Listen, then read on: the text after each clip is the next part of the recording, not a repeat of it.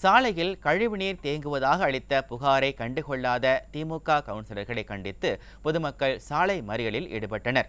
திருப்பத்தூர் ஆலங்காயம் பேரூராட்சிக்குட்பட்ட சாலைகளில் 8வது வார்டு திமுக கவுன்சிலர் அருள் ஒப்பந்த அடிப்படையில் தரமற்ற முறையில் வடிகால்வாய் கட்டியுள்ளார். இதனால் கழிவு நீருடன் திமுகவின் ஊழலும் சாலைக்கு வந்து மக்களிடம் அம்பலப்படுத்தியுள்ளது.